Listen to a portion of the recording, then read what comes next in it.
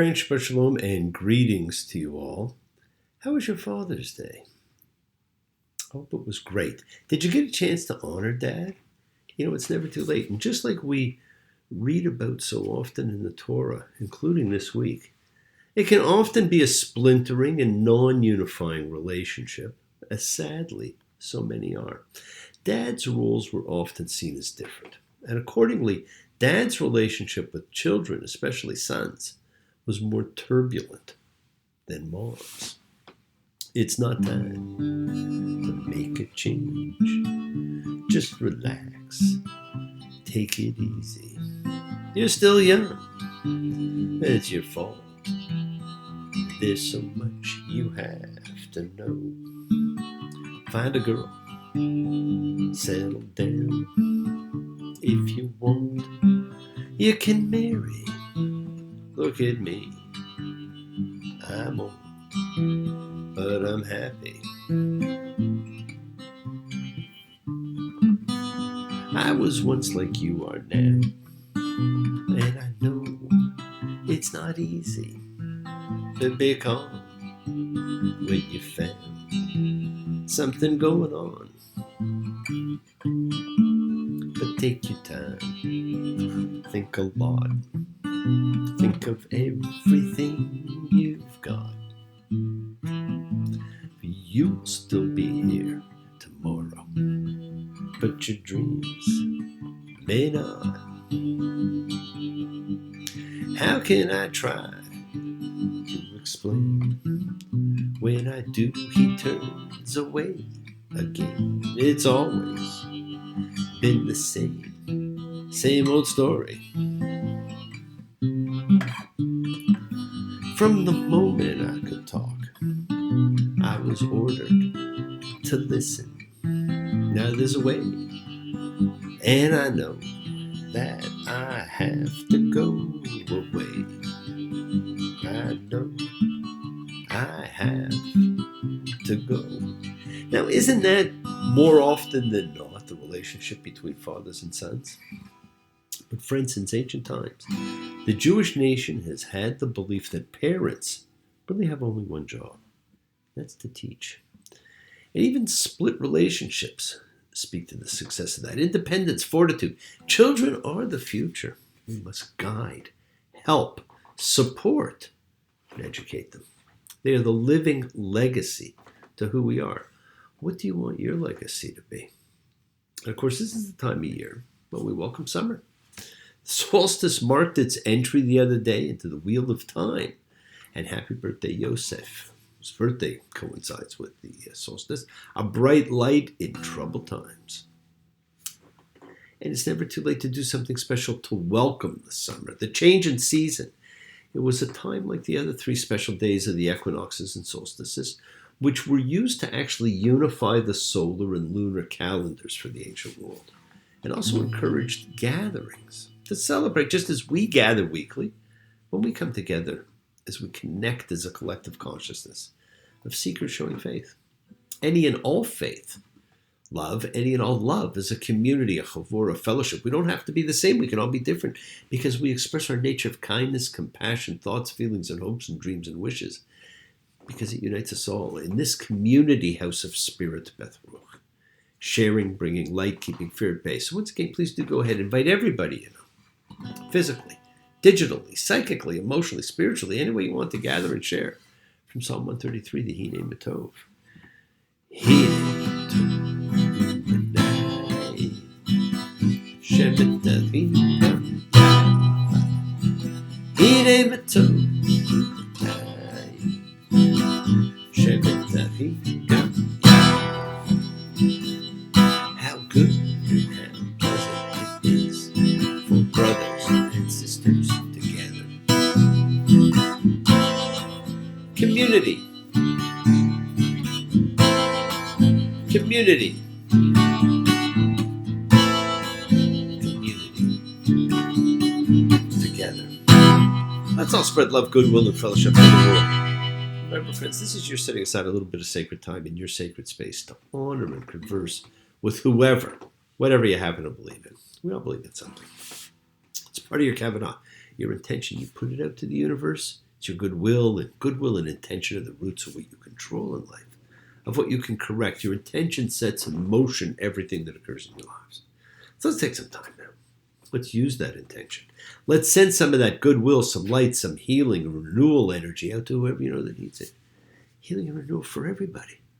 Everybody's entitled to it. It floats through space. It finds those in need. So send it out for those you know, for the souls and spirits of everybody you love.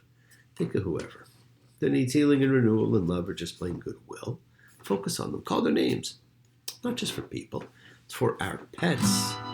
For the earth, it is the healing of the world, the tikkun olam. It's part of our spiritual genetic makeup.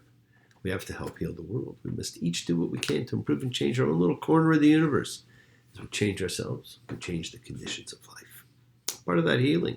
So we send thoughts and energy for health and renewal and goodwill for everybody. They don't have to be sick. It's for those in our hearts and our minds. So let's all send energy for the people in need everywhere. Special thoughts and prayers for those, with medical conditions.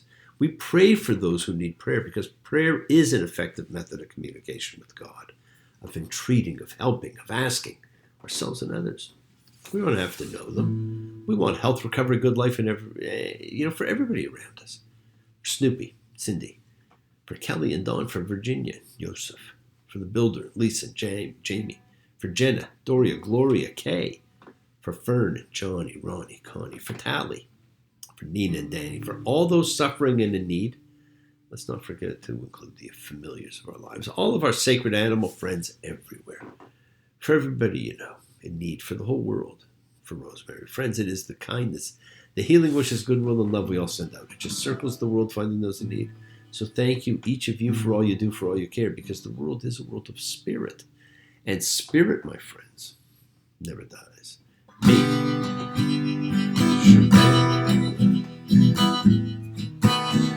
Have obtained my korach. Be obtained. May the source of strength bless the ones before us. Help us find the courage. Make our lives a blessing. The renewal of body. The renewal of spirit. Let us say, Amen. Mishaberach, let us all have our spirits renewed. Friends, this is the great prayer for healing, which we call upon God to heal as He's healed before. Me, Shaberach, may He who blessed. Because all healing's a blessing. Let's all send and receive healing and renewal energy in our efforts to love, to share, to care, to grow. Now this week, we read about a cousin of Moses. This week we read Korah. Now there's two things I want you to think about as you read this. I want you to focus on number 16:1, which talks about the revolt of Korah, Dathan, and Abiram. And then number 17:1, which is all about the budding of Aaron's rod. Now, just as the standard interpretation of last week was about spies, well, the standard interpretation for this week can be summarized as the story of how Korah led an unsuccessful rebellion against Moses and Aaron. And after thwarting the insurrection, God confirms Aaron in the priesthood and provides additional legislation regarding priestly and Levitical privileges and responsibilities. I love history. Now, I've studied history for an historic number of years. Ancient, Middle Eastern, classical, modern, even future. We get so much from history. We learn about social, political, economic, artistic, scientific changes and developments. But there's always a but. The danger from studying history, other than the fact that it often does repeat itself, is that, as is said, it is written by the winners. The slant is theirs. The truth is theirs. So what are you really studying? How much of more than one side do you ever really get? It's always been and probably always will be. It's happened in what we study, altering our views of it. It happens in our own world right now. Some of us will see some of what's written about now, some will not. I guess it depends on who we cancel and erase. And when this current history is written down, and by who it's written down by. don't know much about history, don't know much biology, don't know much about a science book, don't know much about the French I took, but I do know that I love you, and I know that if you love me too, what a wonderful world this would be. And that is true, my friends. Love does make a wonderful world, so we'll make it more wonderful. Now, the story of Korah is seen as the story of a failed rebellion. Now, what an interesting word. It connotes violence, uprising. And of course, its flip side is revolution, viewed as a forcible overthrow, which often connotes betterment. You say you want a revolution. Well, you know, we all want to change the world. You tell me that it's evolution. Well, you know, we all want to change the world. But when you talk about destruction, don't you know that you can count me out? There is no room, no need for destruction. This isn't quite the Planet of the Apes yet. We think of the French and American revolutions, fights for freedom and independence, and end to tyranny. Words of meaning. The choice of words can sometimes win the war. In this reading, there are actually two rebellions we read about. And I'll use the word most used. Most people have an inkling of the story. They know it from the seminal film of the events of the Exodus, the Ten Commandments. The Korah-Dathan rebellion scene was the one portrayed by Edward G. Robinson, known for his roles as a criminal and a thug. Here is the Hebrew overseer, or governor of the people, treating them with the full cruelty of the taskmasters, favoring self, material goods, and Pharaoh over his own people. In the film, the two rebellions emerged as one. Now, he rebels against Moses, forces Aaron to make the golden calf to lead the people back to slavery, and is then thwarted by Moses and God. What a fantastic scene that was. And then Moses comes down from the mountain, sees the commotion, throws the Ten Commandments at the foot of the calf, opens the earth and swallows the rebel. But that's not what the story really tells. That's the artistic license of history and great editing. The events are there, but they're in a slightly different order and fashions, because we do have these two. So what were the two rebellions? Don't forget, the people have been described as grumblers, complainers, whiners. Now, one of the rebellions challenges Aaron for permanent ownership of the priesthood. The test to determine the winner involves incense and fire, two of the essential tools of the priesthood, with the loser being incinerated just like Aaron's sons.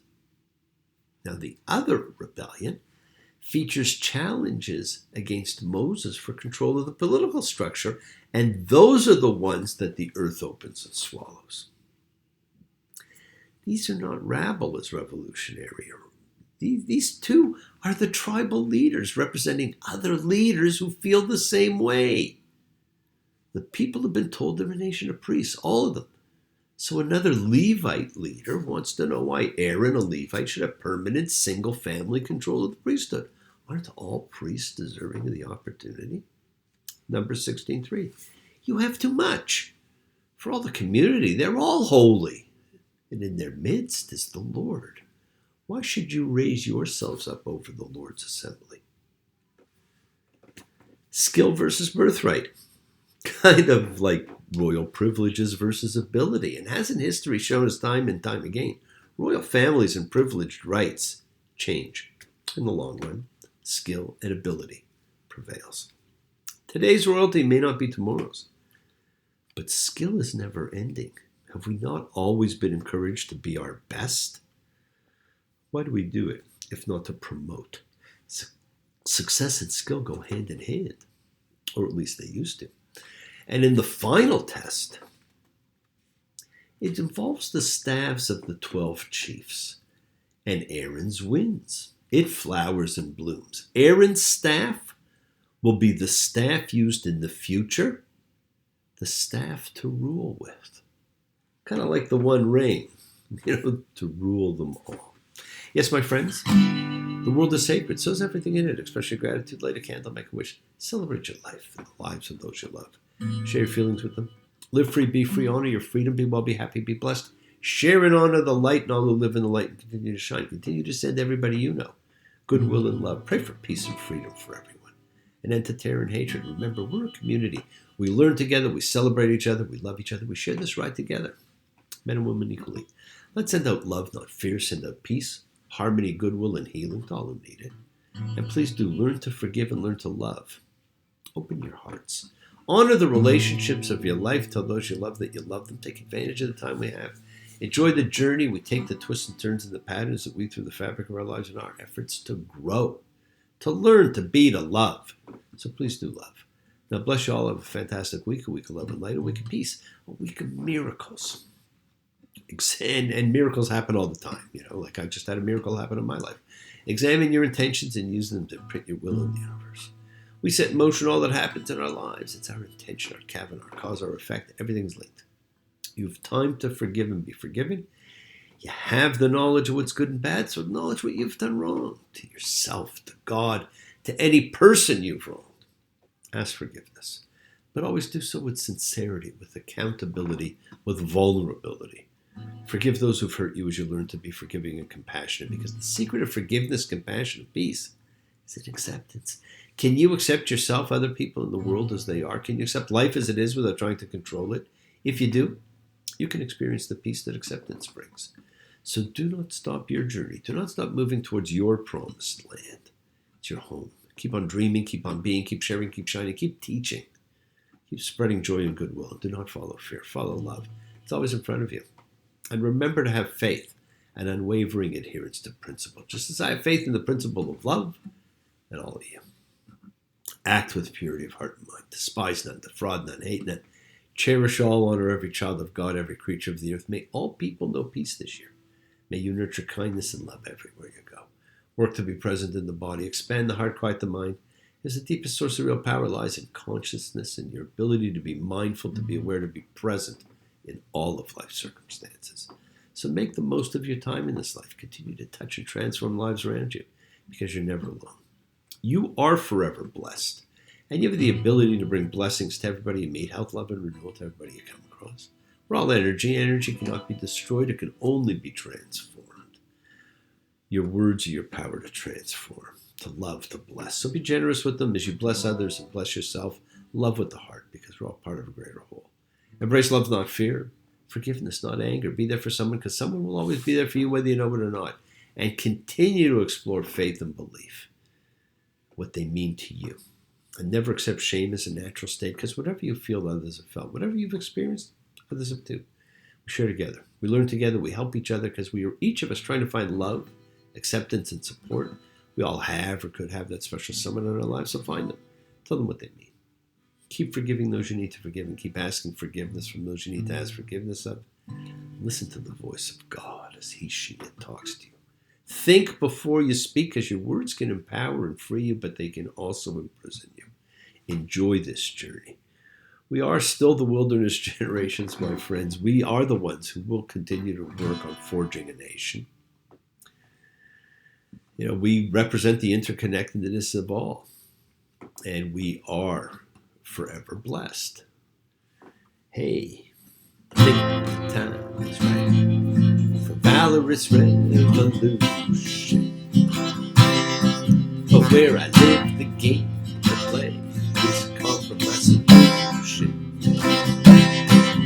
Well, what's we're born to do, except to sing in a rock and roll band? 'Cause in sleepy London town, there's just no place for street fighting man. That's not the street fighters to watch. It's the leaders. Thank you for joining me, my friends. Celebrate freedom and love, and let the world know you walk in faith and trust in yourself. Shabbat shalom and blessings to you all. Take care. We'll see you all soon.